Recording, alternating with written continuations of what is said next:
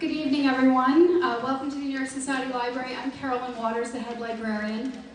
And I thank you all for coming tonight. This is the 20th anniversary of the New York City Book Awards, which is, it seems like a fairly significant period of time until you consider the fact that the library itself just celebrated its 262nd anniversary. The New York Society Library was founded in 1754 in the belief that the availability of books would help the city to prosper. What better institution than to honor books of literary quality or historical importance that evoke the spirit or enhance appreciation of this amazing city that we live in. The awards were first conceived in 1994 by Mark Peel, at the time the library's head librarian, and shepherded it into existence by Henry S.F. Cooper Jr., trustee, who wrote, "As in the case of all great ideas, it's hard to believe nobody thought of it before."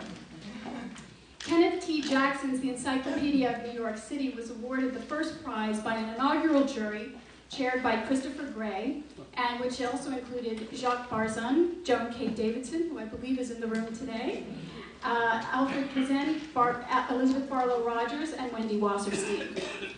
I have had the pleasure of sitting in silently in this year's jury committee meetings, and I can tell you that the work they do is really extraordinary. Reading and evaluating nearly 120 books over the course of many, many months, the jury's discussions were thoughtful, informed, and very passionate. And throughout, the jury was guided by the patient, steady, and skillful presence of Lucienne Block.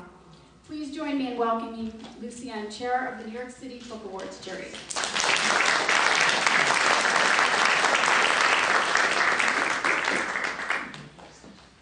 Thank you, Carolyn.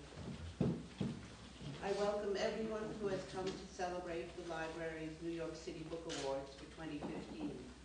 I thank Ellen Eisman for her generous support of these awards, and Jenny Lawrence for her continuing support of the Hornblower Award, given for first publication in book form. I want to express my appreciation to the award-winning writers for their fine and important books about various aspects of New York City. And of course, I thank and applaud my fellow jurors. Without their dedication, expertise, and hard work, we would not be here this evening. Please stand as I read your names. James Atlas, Barbara Cohn, Andrew Dolphart, I know he's not here, Ellen Feldman, Ella Fauché, Bobby Lee, Jean Pfeiffer, Peter Solwing, Barney Schechter, Warren Wexler, and Meg Wolitzer.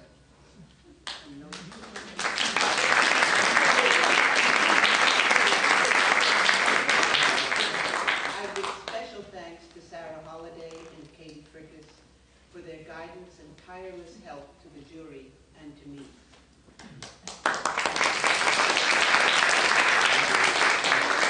This evening marks the 20th anniversary of the library's Book Awards. As you can see from the list of previous winners in your program, the jury has chosen books that consider the city in a wide and surprising variety of ways. Over the years, the awards have honored both distinguished and unknown writers in all genres, along with architects, photographers, urbanists, archaeologists, politicians, economists, journalists, topographers, social scientists, linguists, art historians, and environmentalists and other specialists, all of whom have shed new and interesting light on historic events or recent ones, on people, institutions, and the diverse culture in the life and times of our complex and unique metropolis. The 20-year roster of winning books is a reading list for courses toward an extremely advanced degree in understanding New York. It has been an honor and my great pleasure to serve on the library's Book Awards jury for many years, and it is time for me to step down. I will miss the lively and informative discussions that our group has.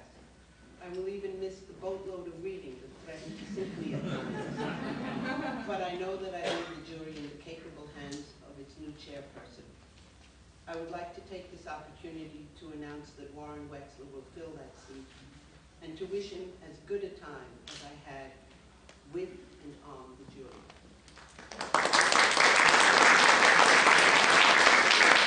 And now I would like to introduce Ellen Eisen, a longtime member of the library's board.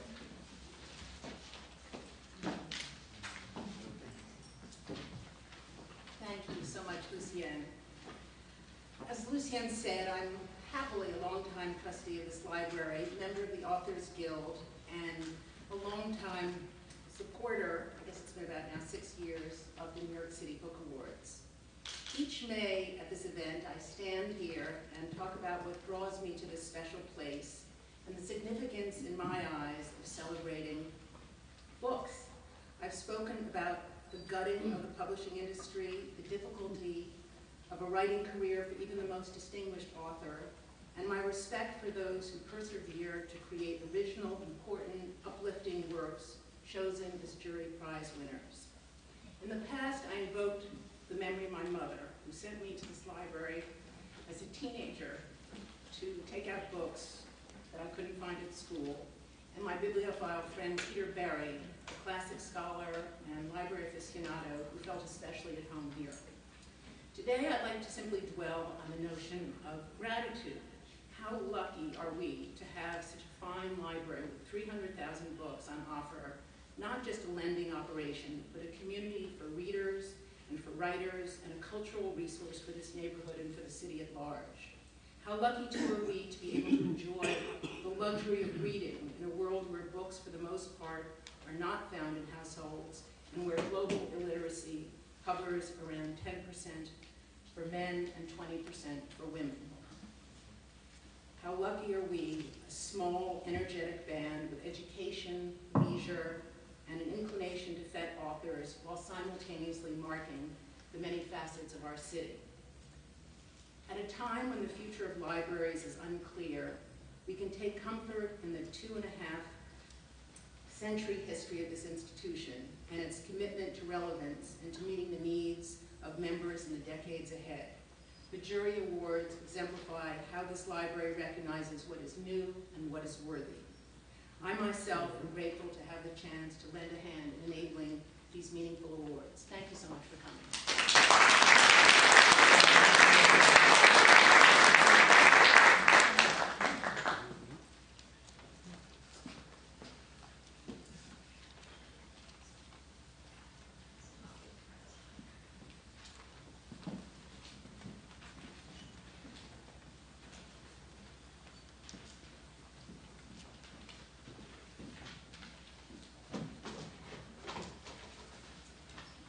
I'm Ella Fauché, a member of the jury, and it's my great pleasure, and what pleasure can it be, to award a book on Coney Island called Visions of an American Dreamland, which is by Robin Jaffe Frank, with contributions on the cinema by Josh Glick and Charles Musser. Just the name, Coney Island, for everyone, it calls up images, vivid images in the imagination, a kind of Coney Island of the mind. But I think it's impossible to conjure up the variety of images that are documented in Robin Frank's book. There are fabulous paintings by Reginald Marsh, sculpture, entrance of the original Luna Park, photographs by Ouija of thousands of people on the beach looking up at him, and couples under a dock that don't see him at all, posters, film stills, and ephemera. And the text is equally multidimensional. It explores Coney Island as the precursor of modern mass culture entertainment. Coney Island, the melting pot, simmering with diverse nationalities, ethnic groups, social classes, and others. One writer called it a national monument and said it was virtually un-American not to have seen it. Coney Island, the place of glitter and illusions, sordid activities, freaks and sideshows, and of course, financial speculation. The name Trump is involved. Amazing also for me particularly to find out the connection between Coney Island and cinema. They were born in the same year, 1895, the year that the motion picture projector and the portable film camera were developed is the same year that Coney Island opened.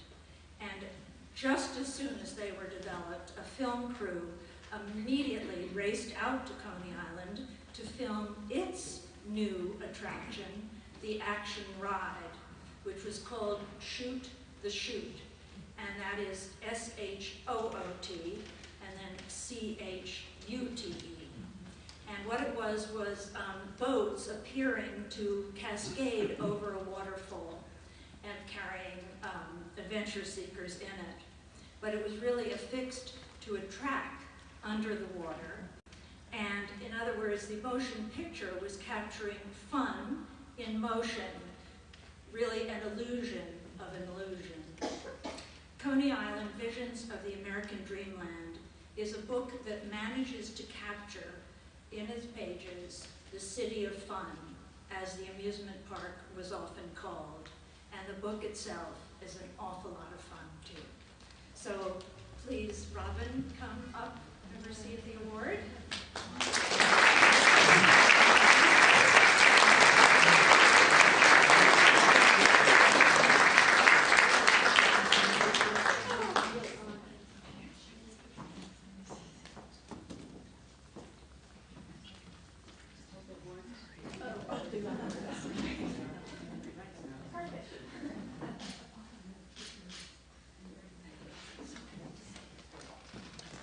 Thank you so much for that extraordinarily perceptive and sensitive introduction.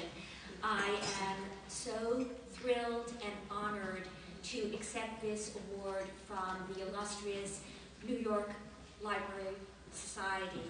And I want to thank, in addition to all of you and everyone who was on the panel that judged these awards, I want to thank my talented colleagues at the Wadsworth Atheneum Museum of Art in Hartford, Connecticut, and at the Yale University Press, who worked tirelessly to bring this book to life. Some of them are in the audience right now: Catherine Bowler of the Press, Jenny Chan of Jack Design, and my curatorial colleague Erin Monroe, as well as our new director, Tom Lohman. If you haven't been to Hartford, you need to go. And even if you've never set foot on the beach at Coney Island, this is a book that you can read from cover to cover. And that is clearly true because it is a publication that accompanies a major traveling exhibition that opened in Hartford, then went to San Diego, then to Brooklyn, where, of course, they understand that Coney Island is a strip of sand in Brooklyn. But then from there, it is now going to open at the McNay Art Museum in San Antonio, Texas. And the fact that visitors from all of those places were able to relate to the exceptional objects, very diverse objects in this exhibition proves what artists, filmmakers, writers, musicians have always known, which is that Coney Island is not just a strip of sand in Brooklyn. It is a seminal place in the American imagination and always will be. Working on this project was a labor of love because, yes, it's true, I am a Brooklyn girl, and I have walked down that boardwalk and done other things there, as did my grandparents and my parents before them, and millions of people. Coney Island is about people. It has a gritty, democratic spirit that's like no other place in the world. So artists have used it as a vehicle to, as Ella was pointing out, imagine the future when it was the world's greatest playground, the greatest mechanical amusement park in the world, and later as a place to recall the past. They have also, of course, their images as you flip through this book are about changing ideas of leisure and about sort of social, technological, and all kinds of experimentation, let's put it that way. In addition, and most importantly perhaps, New York City's sandy backyard is a place where people from different classes, backgrounds, races, ethnicities, different sexual desires can meet people who would never necessarily meet in a place like this or on the streets of New York City. They meet skin to skin, transcending social boundaries. And because of that, these images, as you look through the book, I hope will take you on a journey, because these artists looked at Coney Island as a prism through which to view the American experience. And that's really what it's about, these tableaus of wonder and menace, dreams and nightmares are, as Ferlinghetti recognized, metaphors for the collective soul of our nation.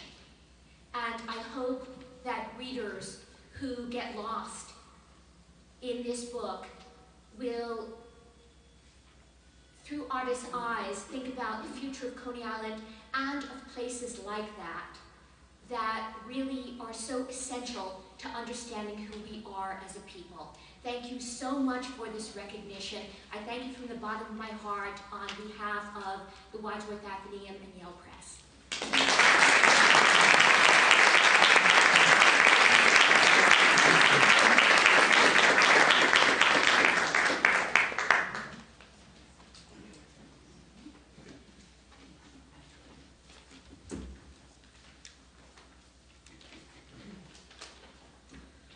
I first encountered Jeremiah Hamilton, Wall Street's first black millionaire, 30-odd years ago in Memoirs of an Octogenarian in New York, a book published in 1896 by Charles H. Haswell. Haswell was a distinguished New Yorker who had been, among other things, a trustee of the Brooklyn Bridge and head of the New York City Council, and his book covered the 4 decades or so leading up to the Civil War. Hamilton turns up in 1853. The 3rd Avenue streetcar line began operations that year. The New York Society Library was moving from Broadway to University Place, and the country's first World's Fair opened at Bryant Park. Each of these gets a sentence or two. Hamilton gets a page and a half. Haswell calls him a well-known and notorious character who, before he got to Wall Street, had been engaged in a venture to pass off a large amount of counterfeit coin and had been indicted for insurance fraud. But the real problem was Hamilton was a black man. Haswell says, a dark mulatto, almost of the Sambo shade. And I'm actually leaving out the offensive language. And he just didn't know his place. It had been 43 years and Haswell was still seething. In consequence of the brazen manner in which he assumed the privileges of a white man, aided by the passive submission of a majority of those he met, he rode in street stages, ostentatiously exhibited himself at lunch and the lunch counter at Delmonico's, and addressed or referred to some acquaintances, white ones obviously, in a familiar manner. Haswell then describes a racially charged encounter, which he enjoyed from across the street, between Hamilton and a well-known gentleman of this city who, as Haswell tells it, needed just a few well-chosen words to put this upstart in his place. I was fascinated by this glimpse of a personality who could stir such rancor, even decades later, but I never found a trace of him in any published work. Now, happily, Shane White has taken up the trail. He spent hundreds of hours reading long runs of the full gamut of New York City newspapers, not just the better-known and nicely indexed ones that all scholars go to, but all the papers you could find. Even better, he dived into an essentially new, or at least untapped, information source, the court reports, indictment papers, and other legal records in the municipal archives and the county clerk's office. And the result is this wonderful book, Prince of Darkness. Prince of Darkness is the least of the epithets they used on our hero. Its hero, admittedly, is not all that wonderful. Hamilton was a trailblazer, and he had guts. Like Jack Johnson a couple of generations later, he was a black champion who never wasted a second trying to placate the white folks who he knew detested him. But he never pretended to be a champion of his people. He had no interest in abolition or other social causes, and those who did, people like Frederick Douglass and James McCune Smith, they knew Hamilton quite well and actually held him up as a kind of negative role model. In fact, Haswell pretty much got it right. Hamilton comes across as as a good bit of a scoundrel and a double dealer, though probably no worse than most of his white colleagues. But he also was brilliant and shrewd, and he seems to have been just about the only business rival who ever won the respect of Cornelius Vanderbilt, who despised everybody. He also belonged to the New York Society Library. In fact, I would really love to be able to mention the Charles Haswell to cut any ice, I guess. But this book isn't just about Hamilton. It's also about the New York where he and other black people were struggling to deal with a rising tide of segregation that followed the end of slavery here. A city where race relations were deteriorating rapidly in the run-up to the Civil War, and where a black skin literally could get you snatched off the street and sold into slavery. We also get to meet some heroic African Americans from that era. We all know about Rosa Parks and what she did in 1955. Shane White introduces us to Elizabeth Jennings, a school teacher who refused to let an Irish conductor put her off a 3rd Avenue streetcar in 1854. And Thomas Downing, who ran an oyster saloon near Wall Street and once told a judge that he wasn't obliged to answer questions in court since the Dred Scott case had made it clear that he didn't have any rights there. Unfortunately, Shane White isn't here to receive this award, though he sends his thanks. His excuse is that he lives in Sydney, Australia. Which raises an interesting final thought. Why are we getting African American history from a white writer who lives 10,000 miles from Harlem? The obvious answer is he's made it his business to study the subject. And in fact, this is his 6th book on African American studies. He says on his website that he's been at the University of Sydney since he was 17 years old, but it seems clear his heart is in Harlem.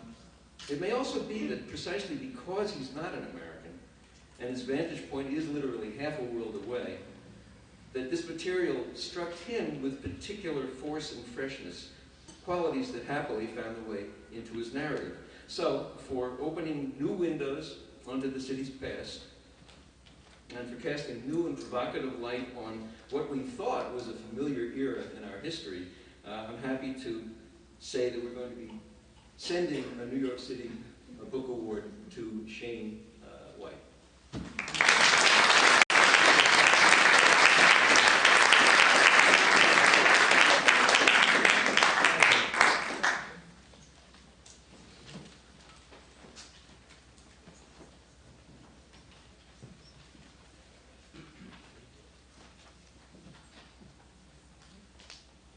The sketch was a long, two-dimensional crosshatch of straight lines with no third dimension, suggesting either the varied natural topography or how structures might rise from it and give it texture and shape.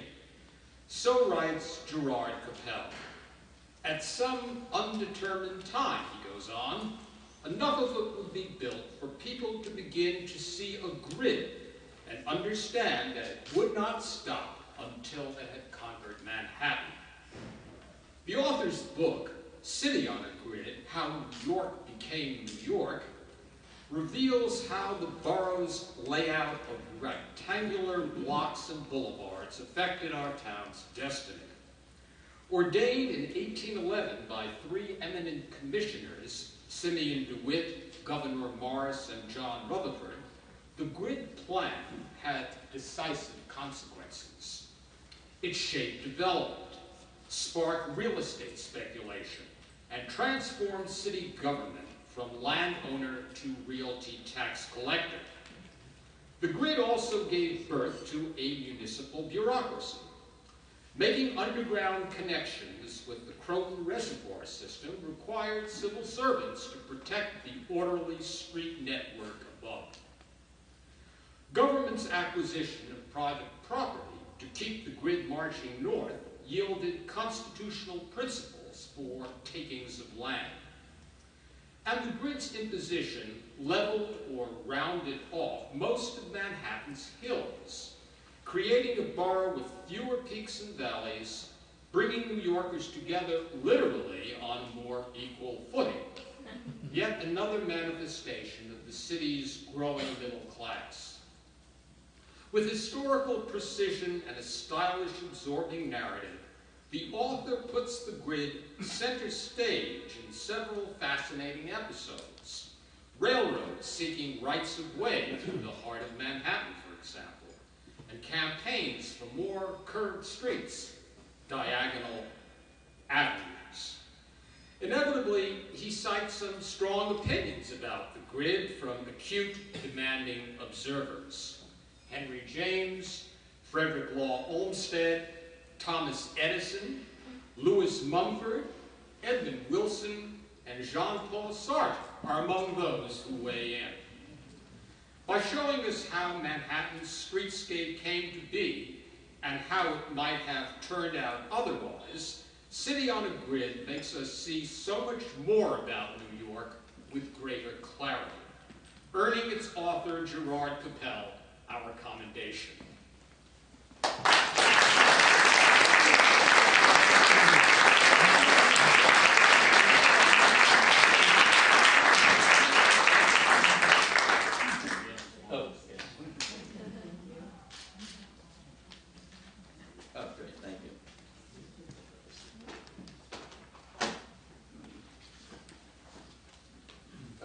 Thanks, Warren. And thanks to the library for giving and hosting these awards, and especially to Ellen Eisman for underwriting them. It reminds you that stuff happens, pioneering or important stuff like the Croton Aqueduct or the Erie Canal or the New York City Book Awards, often through the resolve of just a small group of people, or sometimes just one person, who makes a personal investment that ensures that good stuff happens. Thanks also to my devoted and patient agent, Russ Galen.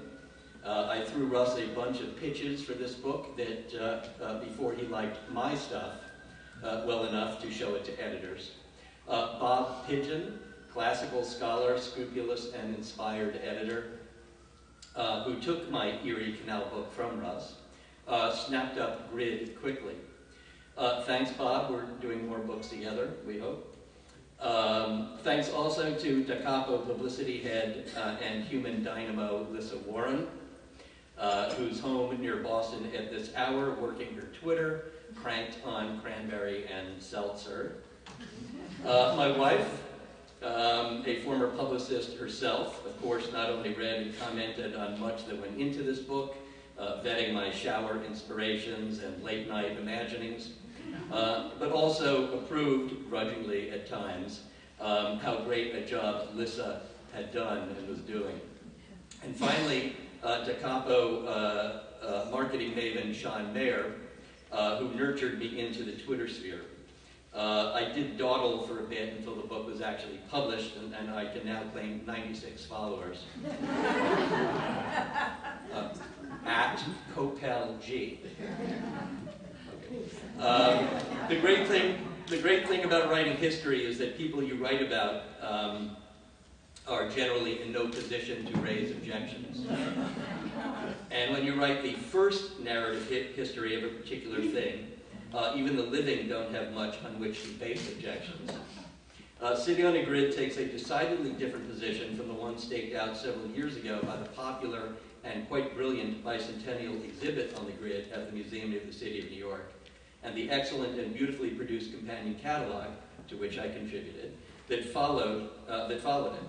The greatest grid, says the exhibit and the catalog. Superlatives, though, always worry me a little bit. I imagined a Stephen Colbert satirical proposition. Manhattan Street Grid, Manhattan Street Plan. Great grid, greatest grid. Remember Colbert? Yes.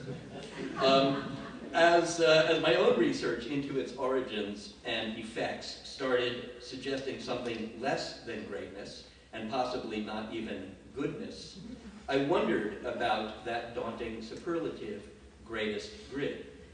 I knew that it was the title of a fine scholarly essay by urban history professor Edward Spann, The Greatest Grid, the New York Plan of 1811. Published in 1988, that essay marked, as best I can tell, the first time our grid was declared the greatest. I read this essay a number of years ago, and now I went back to it looking for that telltale phrase and what Spann had to say about it. But it's not there. That alliterative couplet, greatest grid, is not in Span's text. He never called our grid the greatest, nor did he set about defending or explaining how or why it supposedly was. The phrase, greatest grid, it turns out, appears only in the title of the essay, which was published in a book of numerous essays on urban topics. Was greatest grid nothing more than Span's, or perhaps his editor's snappy title, slapped on an essay that made no actual argument for the grid's greatness? Professor Span died in 2004, and I have not yet tracked down his editor, but I feel pretty confident that I've disturbed no grave by taking the greatness out of the grid. Instead, I wrote a book about a thing that readers can evaluate for themselves. The creation of the grid turns out to have been modest at best.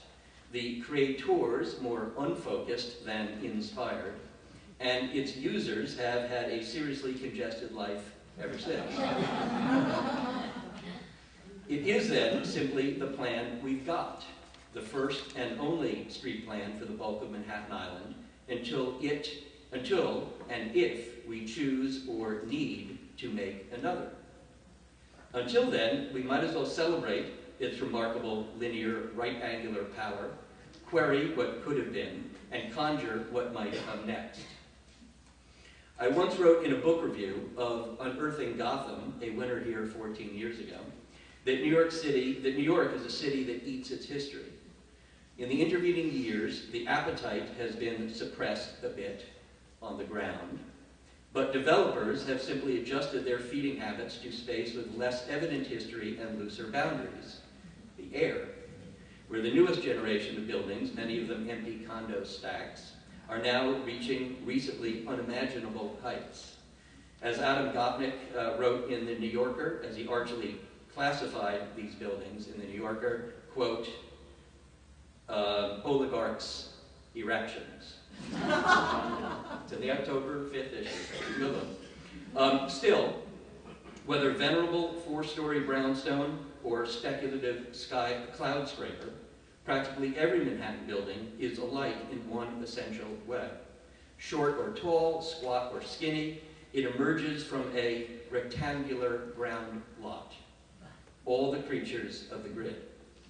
Boston, which never got a regular street plan, was supposed to be the recreation of the biblical city on a hill. Manhattan, literally the Lenape Island of hills, is for 2 centuries now and counting, and for better or worse, the city on a grid. Thanks very much.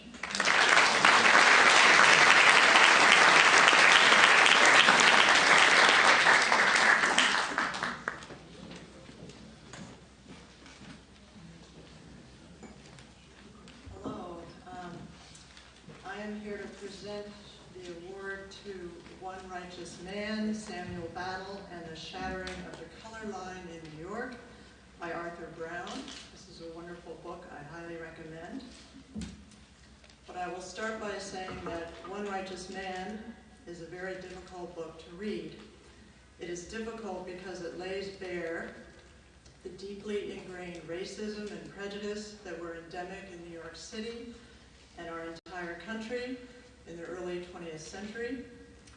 Because we, in the 21st century, become very sensitized to prejudice and unintended slight and even unconscious prejudice, it is painful to read this account of systemic and deliberate denials of basic equality and the malicious physical and mental abuse to which African Americans were routinely subjected in this city in the early 20th century.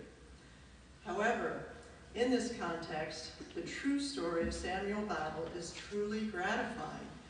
He was the first African American policeman in New York City who had the character and the forbearance not only to tolerate such abuse, but to rise within the ranks to become a respected senior officer. Although Battle found himself in the difficult position of acting as a black man on behalf of the white police force, he made sure to perform his duties with precision and dedication. The author, Arthur Brown, skillfully interweaves Battle's story with a lively cultural history of the Harlem Renaissance, as well as many traumatic events of the 20th century, such as the race riots and the World Wars. We learn of events that mirror the continuing fraying of race relations in our own time, such as riots set off by true or false rumors of police brutality and the mistreatment of wrongly accused black defendants.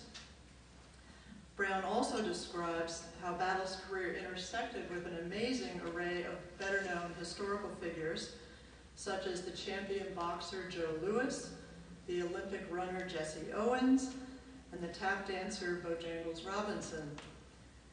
After years of being snubbed by most of the police force and the police brass, Battle finally found political protectors in Mayor Fiorello LaGuardia, who protected him, unfortunately, intermittently. But First Lady Eleanor Roosevelt was a steadfast supporter, and she even wrote an impassioned introduction to the biography of Samuel Battle that Langston Hughes wrote, but this was never published. Brown's book includes lengthy excerpts from Hughes' unpublished manuscript that was based on interviews of Hughes with Battle himself.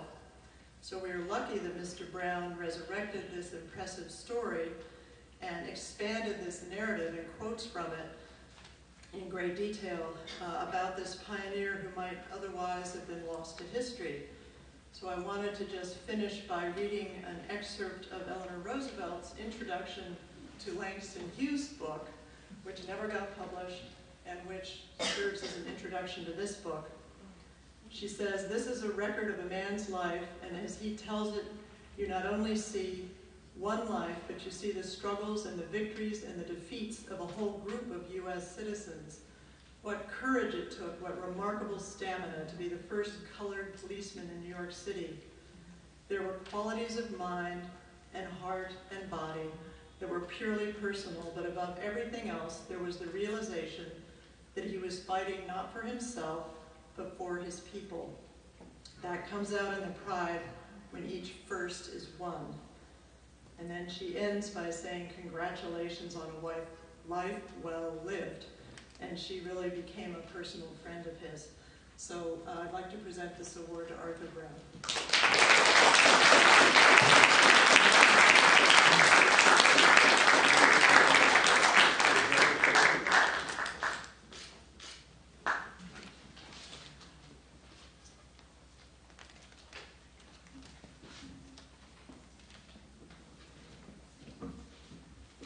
Thank you so very much. I am deeply honored to be here. I am a journalist by profession. I have covered New York City for 40 years. And it is a great honor to have this particular work recognized by such an august group of people. Samuel Battle was a great man and a great African American. He was also a great man and a great African American who was erased from history. He was cast into oblivion by white society along with so many other African Americans.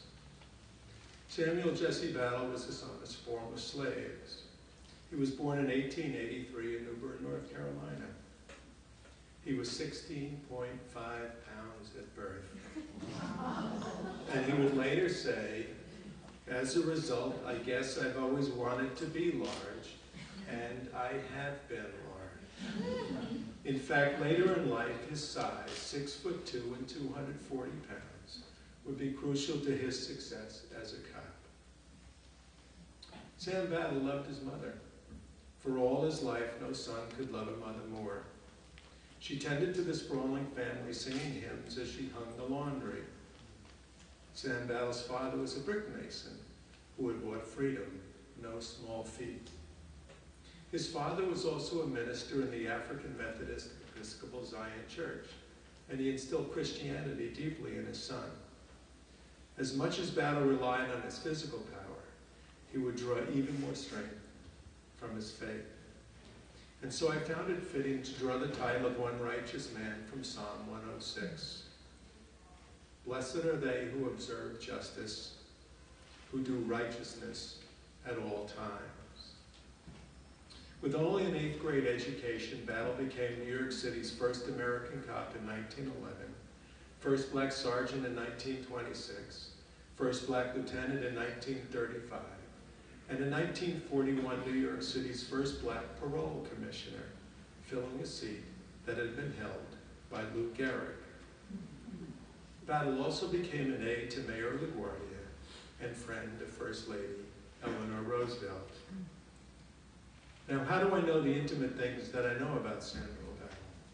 How do I know his thoughts and his feelings? How do I know about the amazing cast of characters he met in life and about his terrible trials and great forgotten triumphs? I know because Samuel Battle wanted his story told. So he hired Langston Hughes, the genius poet of the Harlem Renaissance, to write his biography in 1949. And Langston Hughes did that. Together, Battle and Hughes produced an 80,000-word manuscript. Publishers rejected it out of hand. Why? Remember the question, why? The manuscript produced by Samuel Battle and Langston Hughes gathered dust for 6 decades until it was my great good fortune to discover its existence. The document revealed Battle to be a man with a huge magnetic personality, and as a man who had engaged throughout his entire adult life with major African-American artists, writers, athletes, professionals, politicians, clergy, and gangsters. Thus, his remarkable personal saga enabled me, I hope, to illuminate the important events of New York City African-American history from 1900 to 1950, with African Americans in the foreground, not in the background, and not on the sidelines. What made Sam Battle successful? First, he never knew slavery. Born into the first post-slavery generation, he felt freer to be a boy, not a boy. He insisted on being treated with dignity, and I'll illustrate with an episode from Battle's young teen years, as rendered by Hughes in Battle's own words. I passed the home of a prominent white family, the Bryans. On the sidewalk, one of the Bryan boys was playing with marbles with others, so I stopped. I was about sure that I could beat any of them, and I said, I'd like to shoot marbles. I bet I can beat any of you playing. I stooped down to play, and they said to me, and now pardon me, I am going to use the most terrible of words because this is the truth of how Battle and Hughes told the story, and I will not flinch from it. We don't want no niggers here, Mr. Bryan's son said that. As he did, I slapped him with my right hand on the side of his face. The boy screamed because I had a powerful hand. I was a big, strong, husky fellow. His mother ran out. His mother said, what is your name, boy? We'll have you arrested. I said, my name is John Brown. And Sam Battle didn't know who John Brown was. And I walked away. It did not take them long to discover that it was Tom Battle's son who had wanted to fight young Bryan. Since my father was well known to the white people of the town, the warrant was promptly withdrawn. Instead, we went to the Bryans' back door. Young Bryan still bore the marks of my hand. When my father saw the youngster's face and learned that what I had done, I had struck a white boy. My father offered to let Mr. Bryan or his son whip me.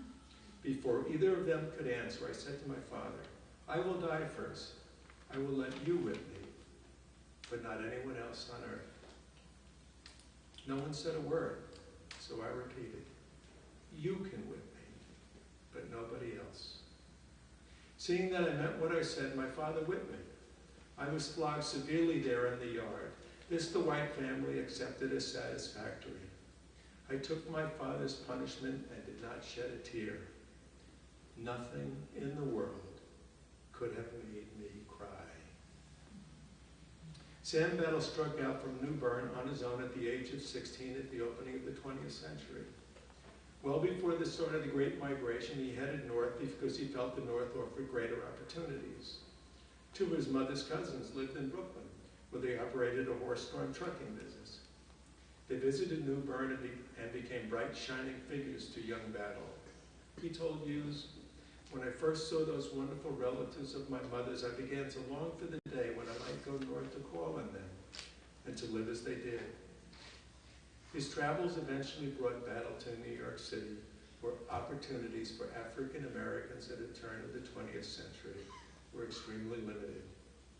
He worked as a houseboy for wealthy white New Yorkers, while also entering a vibrant black society that was centered on West 53rd Street.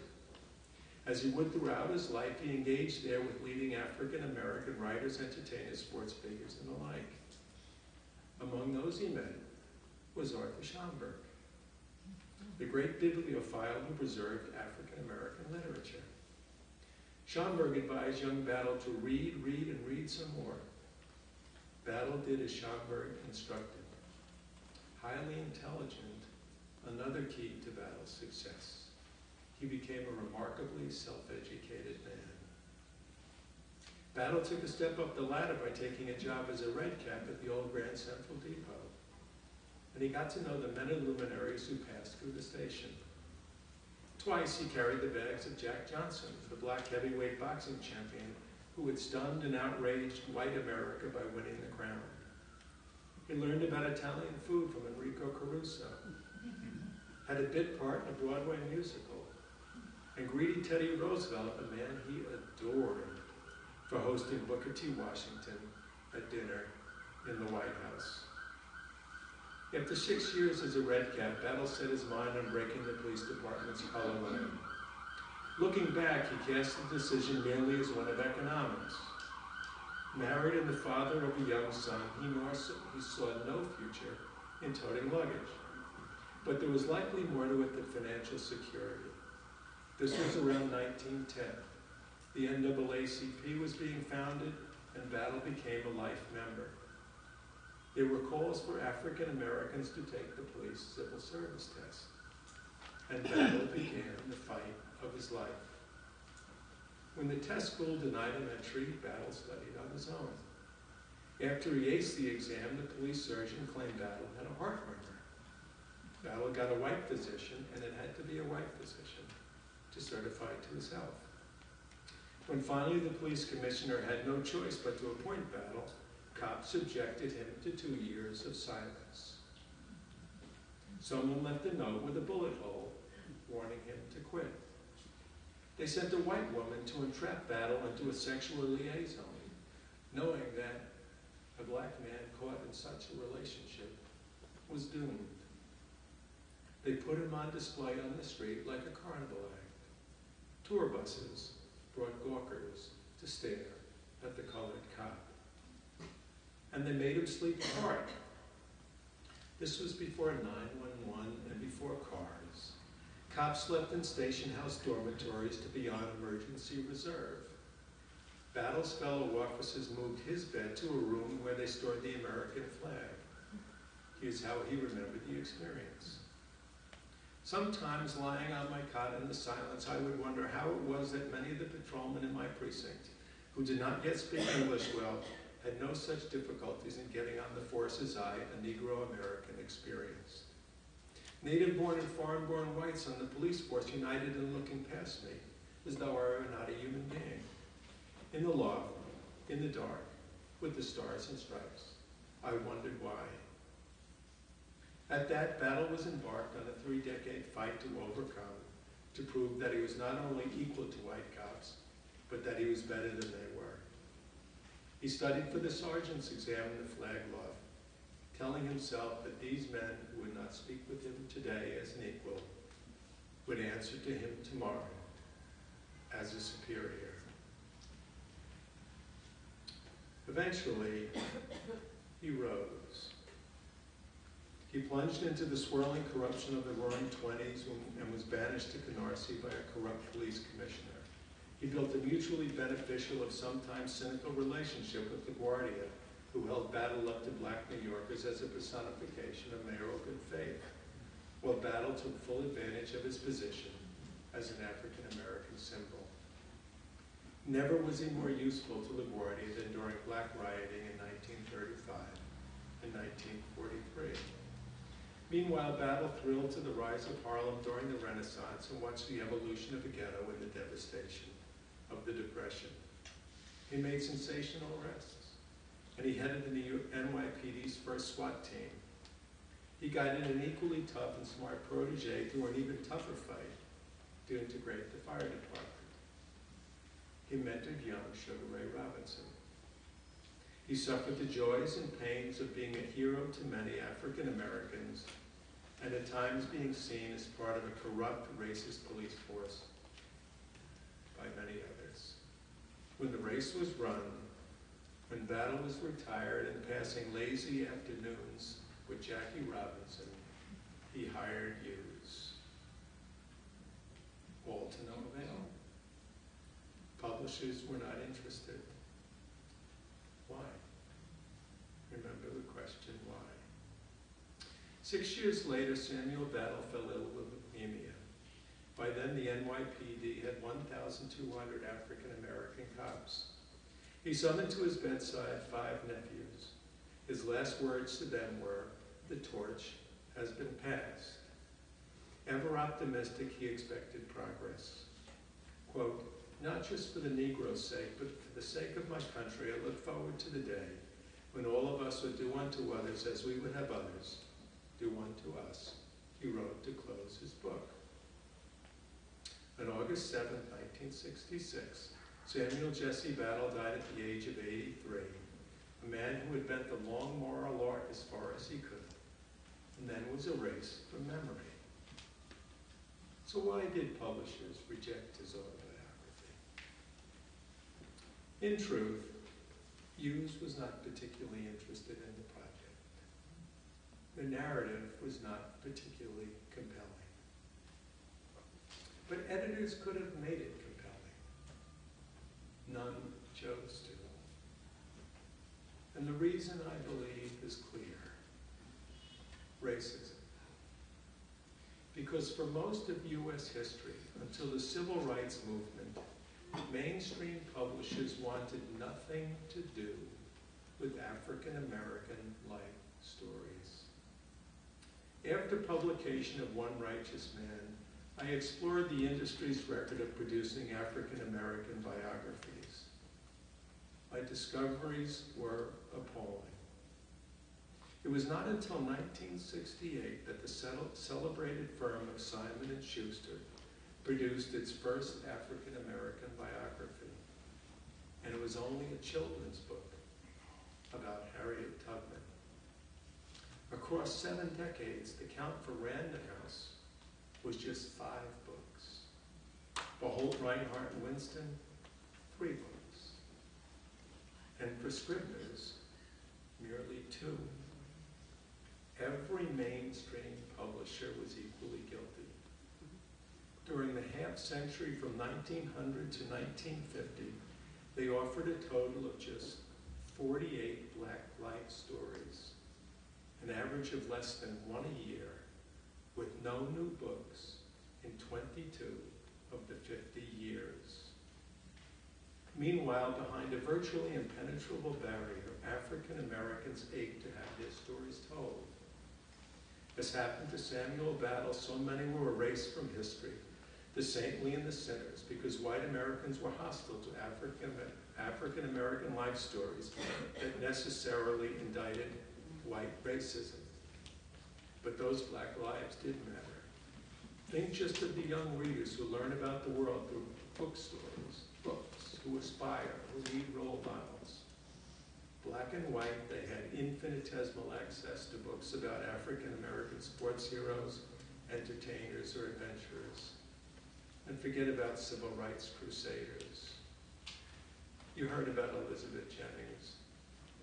She made history in New York in 1854, just like Rosa Parks did. No one published her biography. In 1892, William Lewis became the first black college football All-American and went on to become a great lawyer. President Taft appointed him to a post beside the United States Attorney General. No one published his biography. The losses to readers black and white, to black history, and to the history of the United States of America are both shameful and immeasurable. And I am only happy to have been able, I hope, to fulfill the goals and the hopes of Langston Hughes and Samuel Battle. Thank you very much.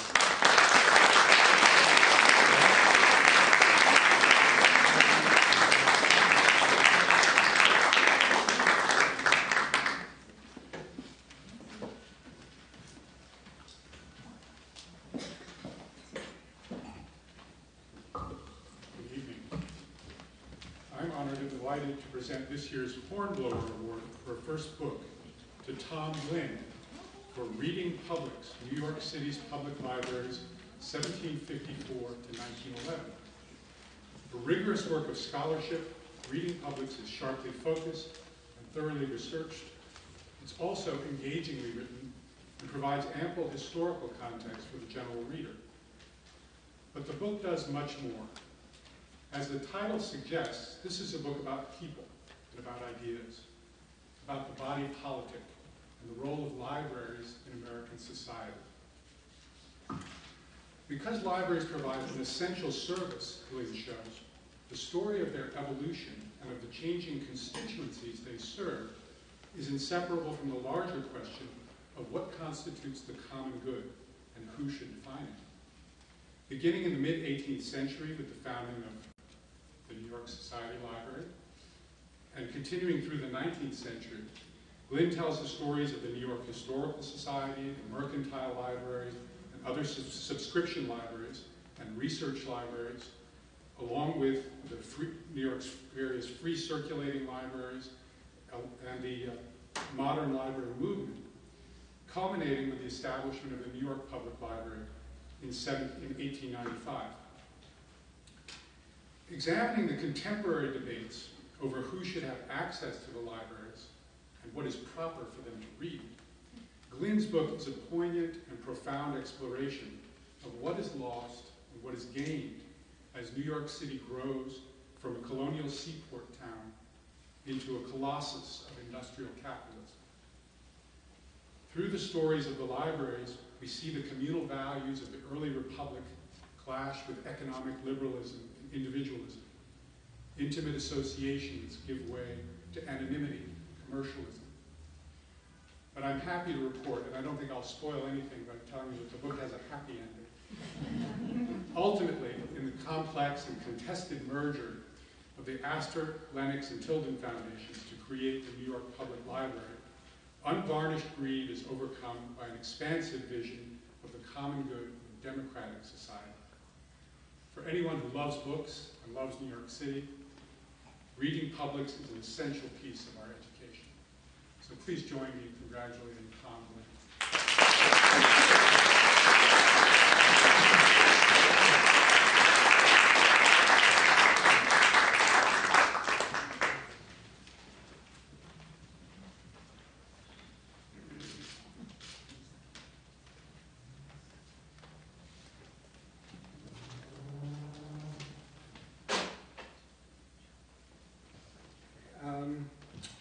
First, I'd like to thank everyone who I worked with at Fordham University Press.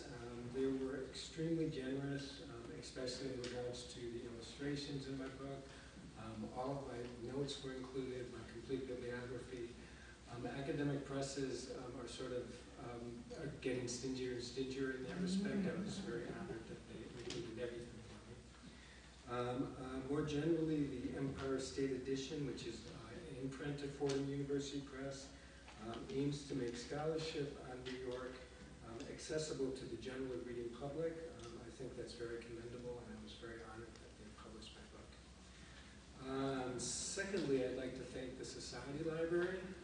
Much of the research for my book was done here in this building, and everyone I worked with was incredibly generous with their time and their resources. I'm very grateful for that.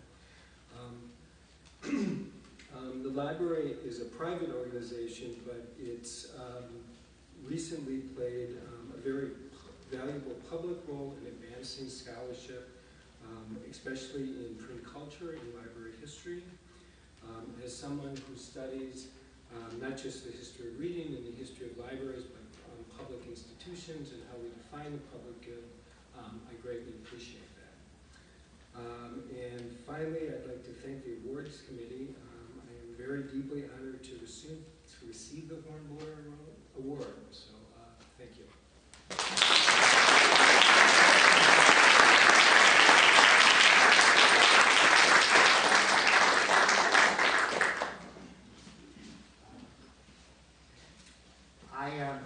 I'm also very honored, but that's, why do I keep saying that? Why does everyone keep saying that it's so solemn? This is like a book party. These two people I've known forever. And so yeah, it's an honor, but it's also lots of fun.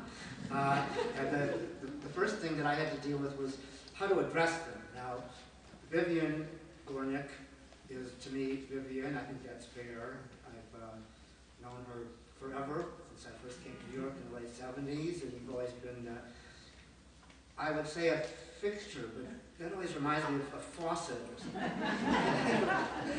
A personage, a big deal in New York.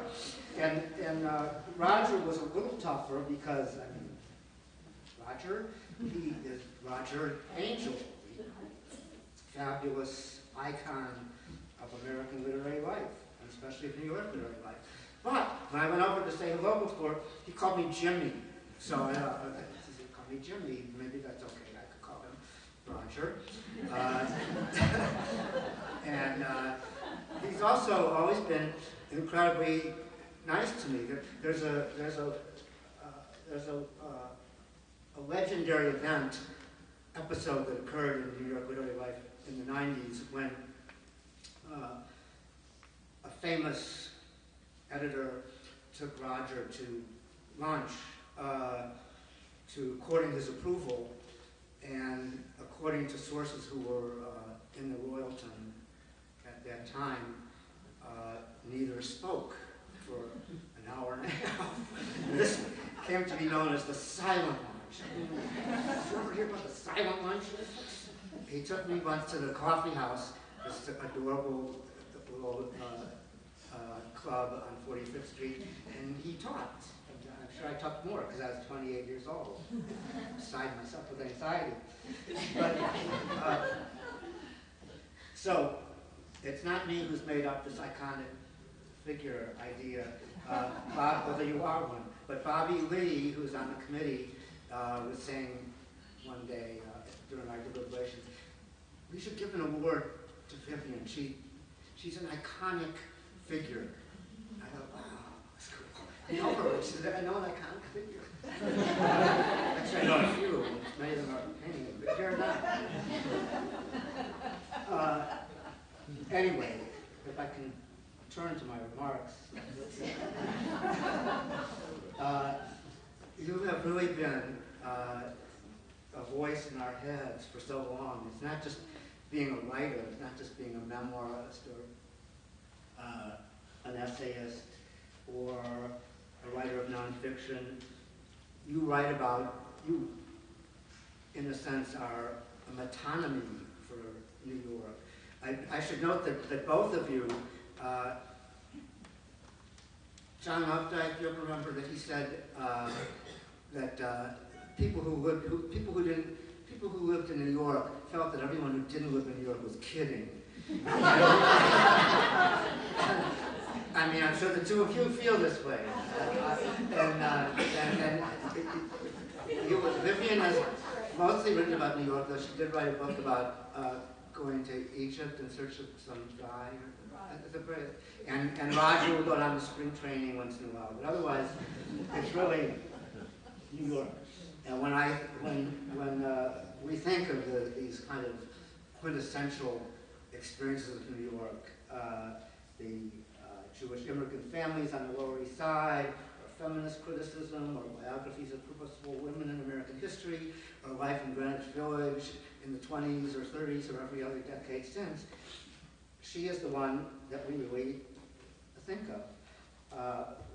One of her books that troubled me a little is the The Men in My Life, in which she vigorously attacks Saul Bellow and Philip Roth and other white male writers, mostly Jewish. But I'm sure I'm not objective about this, and you're entitled to your opinion. But all the other 24 books are fantastic. and also, I don't want to go on too long. What now? What did I say now? When I'm always aware of you when I walk around New York because you're so geographically precise. You're always on 40th Street and 6th Avenue, or you're on 50th Street, 8th Avenue, or you're Washington Square Park. It's like, you're just there, ubiquitous. I had a lover's quarrel with the world. That's from Robert Frost. Vivian has a lover's quarrel with her mother, and which she wrote about at great length in Fierce Attachments, which I believe is from 1970, a long time ago, and it's being reprinted now. 87. 80? Yeah. Okay. It's a good thing I'm not a scholar. But in any event, it's a fantastic book which I've just read for the second time. And Vivian and her mother bicker endlessly about everything and about nothing, and have tedious disagreements in coffee shops. But then this moment happens. Her cheeks flush and her pudding soft face hardens wonderfully with new definition. She looks beautiful to me. I know from experience she will remember this afternoon as a deeply pleasurable one. I also know that she will not be able to tell anyone why it has been pleasurable. She enjoys thinking, only she doesn't know it. And I find this incredibly touching because it's very tart and unsentimental and tough and obviously furious at her mother, but also very loving and able to bring out this quality of affection in her mother. And in another place you say, whenever she said anything really interesting, she would sort of glow. I'm obviously paraphrasing, who would write it so much better. But that's what really appeals to me so much about your work. So many things appeal to me, but it's that you have this, you're unfettered. Is this a euphemism? You're uncensored. You're unfettered. Let me look at my words for a moment. You're unfettered by self-censorship, yet under the surveillance of self-discipline. So my own life has been made richer by your presence, your work, and by knowing you, and you have made me think, even if I don't know that that's what I'm doing.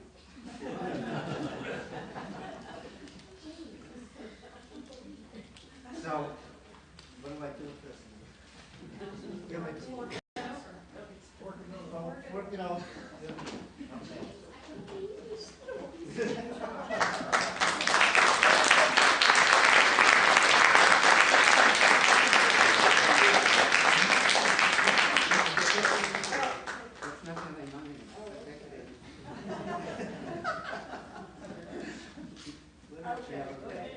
I am really overwhelmed.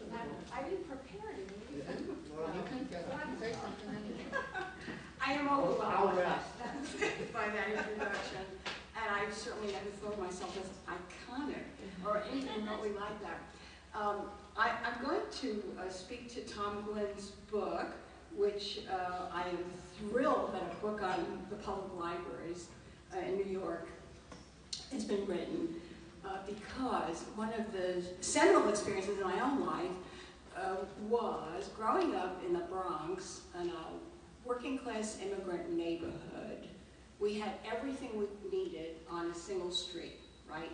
The grocer, the butcher, the drugstore, the doctor, and we also had the bank, and we had a library. The library was a New York Public Library, storefront library on this street. When I was 8 years old, my mother walked me to the library. We walked in, it was a storefront completely surrounded by books, floor to ceiling. And in the middle was a desk, of the room was a desk, and sitting at the desk was Edith Wharton or Eleanor Roosevelt, take your pick. A woman who looked like that, with belle-epoque hair, gray, big bosom, steel-rimmed glasses. My mother marched me up to her, she pointed at my head and she said, "She loves to read." And Eleanor Roosevelt said to me, "Come." She took me to the front of the store, to the library, and on the left-hand side, and this was the children's section, and she said, "Start here." And I went around that whole store, that whole library, until I went to City College. So that is New York. I can't tell you how much that is New York to me. Many, many years later, a few years ago, actually, when the city section of the New York Times still existed, I wrote a story on the branch libraries. I went to 17 branch libraries in the Bronx and Manhattan. I especially loved the children's book librarians, who were all dedicated, really dedicated, and gave me another view of the neighborhoods of New York. One young woman especially who said passionately, "You never know where the readers are. They can be in the great neighborhoods and the terrible neighborhoods, you never know." And then the librarian down at Chatham Square in Chinatown, she said to me once, a woman came in very late, Chinese, an immigrant. She walked in the doors and looked at this great library, and she turned to the librarian and she said, "Free? All free?"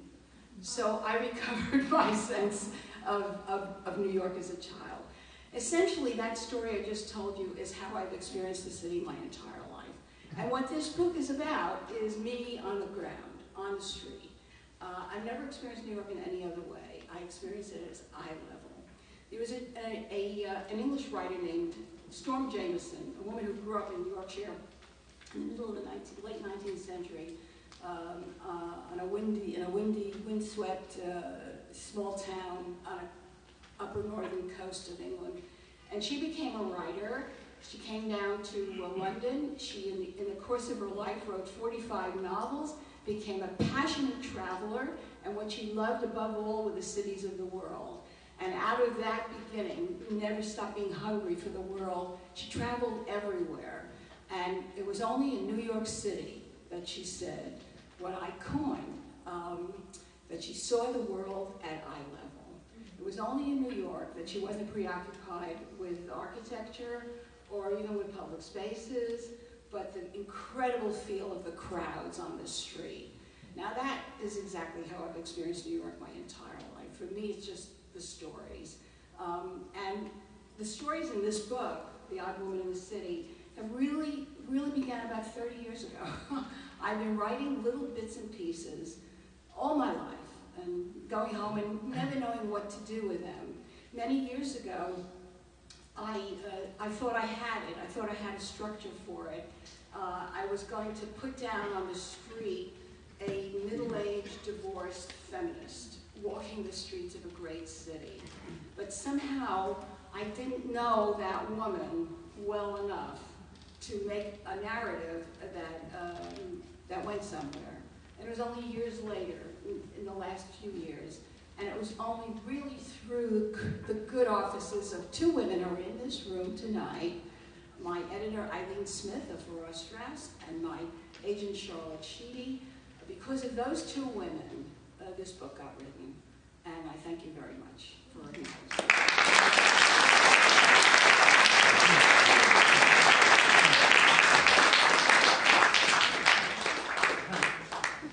This again, I'm exhausted. Talk about you. But I have been advised by veteran speakers that you should begin proceedings with a joke. And that's what I'm going to do. It's not my joke. It comes from Roger's latest book, This Old Man. And I'm only reading it because it gave him consolation in his life, like other things that gave him consolation. His walking the dog and reading Frank O'Hara and having your nightly doers and jokes. So so it's not me. And I polled three of my colleagues on the committee and various biographers who hang around here, and they all said tell the joke. So I know this is an august ceremony, for one of our two icons, but I hope you won't mind if I tell the joke, because I read it in the book upstairs, 3 floors up, and I just began cackling away like a maniac. And later, I guess it was Gail Feldman who said, "What were you laughing about?" So this is what I was laughing about. And again, not my doing, Roger's joke. Teacher, good morning, class. This is the first day of school, and we're going to introduce ourselves. I'll call on you one by one, and you can tell us your name and maybe what your dad, maybe what your dad or mom does for a living. You, please, over at this end, small boy.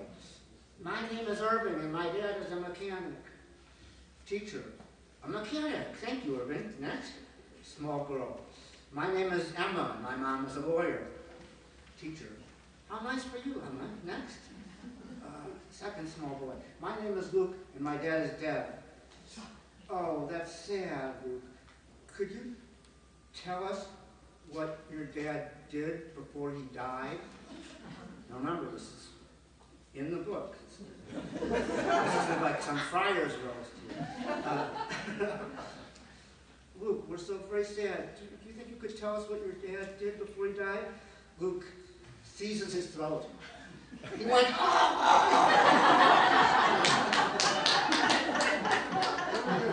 Now, wouldn't you laugh at that too, even if you were in the library?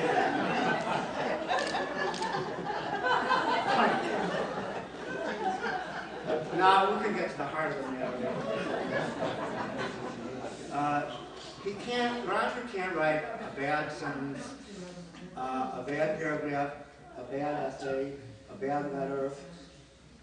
All of these things are in this old man, sometimes these lazy compendia that people just throw together from what's in their drawer. I've read this book twice. I love every word in this book. Even this memo, inter-office memo to David Remnick he puts in the book, which I will also read. I'm a lifelong R. Crumb devotee, and while I do admire our scheduled Genesis chapter from this forthcoming version of the book, I fear that 7 spreads is going to put us way over our pubic hair allowance in 2009. So, one waits for everything he writes. I'm sure that for your whole lives, you've been waiting for Christmas to read greetings friends, right? Greetings friends, with those wonderful couplets. Now, Sister Wendy, come with me, and we'll go sit on Santa's knee. And then there are the talk pieces and the profiles, and my favorites of all the favorites of your genres in which you write are the baseball pieces, which I'm not a particular fan of baseball and haven't been since I left Chicago, where the Cubs never won, but I know you would be sympathetic to them, because you're a more sympathetic figure. You write, no matter what you are writing about baseball, it can be a game in 1958 or 2008, and I don't know the teams, I don't know the names of the players, I don't know anything. When I read, I've just plucked one out of the thousands. The patterns of the game became clear when the veteran Cardinal starter,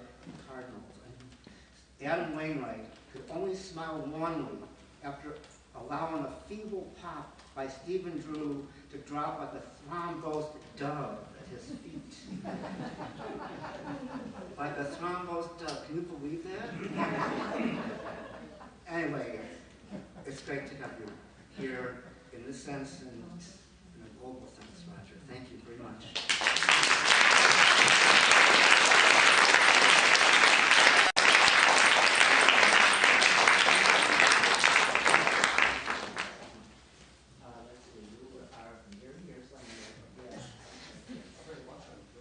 You only get one. Here it is.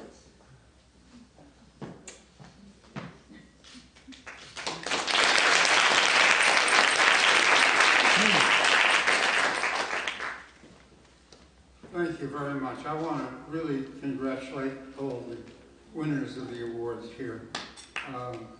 Each one of you. You are authors, and I'm a writer. And there's a real difference. One of my books is an actual book from front to back, and the rest of it are paste-up jobs. Seriously. And I'm in awe of all of you, and thank you so much. I also want to thank the Onyx family for helping us so much, particularly Mr. Ike Onyx. Which I'll hear a lot about later from him. Ike Onyx. Mr. Onyx.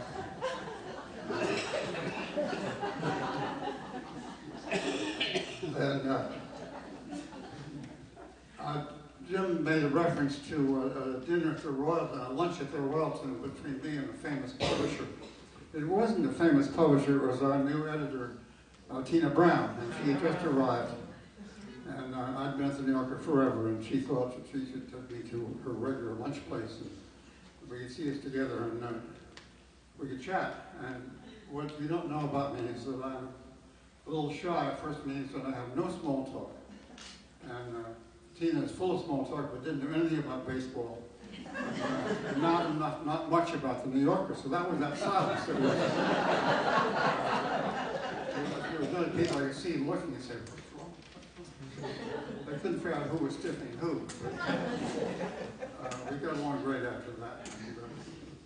I will always be grateful to Tina because she convinced me, against my better judgment, to begin writing about more personal things about my family.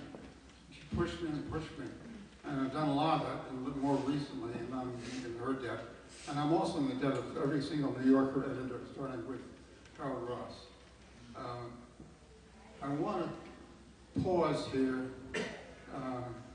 because Robin Frank, in her wonderful opening remarks, a slight indication that people like us would not know much about Coney Island. I grew up exactly 14 blocks north of here, in sort of a privileged part of town, but I knew all about Coney Island. I went there all the time. My parents took me there, and I took myself there as often as possible. I became an expert on every ride at Coney Island, including the dopey steeplechase horses. I found the cycling was the best. I also knew about the fun house there, where you would watch and later take your girlfriend with you and walk across the place. And I knew where all these vents were, and the vents of air would come and their skirts would go here. And I also remember vividly as a New Yorker, I think in the 1940s, when a key witness in the Murder Incorporated trial was thrown out of a window of the Half Moon Hotel at Coney Island. On the front page of the Mirror, and also the news had one of those thick arrows like this, painted in arrows, going down with a point like this, on the calf of Kid Twist Relis, as he's thrown out the window, so he could not testify. So I'm a real New Yorker anyway. I think that's all, but thank you very much. I love this library. I love libraries in New York. I love New York. I'm very honored to be here. Thank you.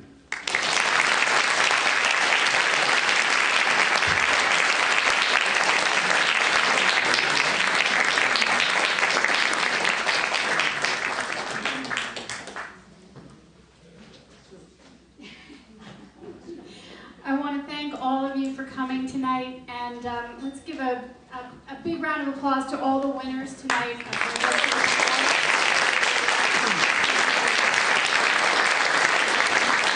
Thank you to the jury, chaired by Lucien Block. We're going to miss you as our jury chair, so thank you to the jury.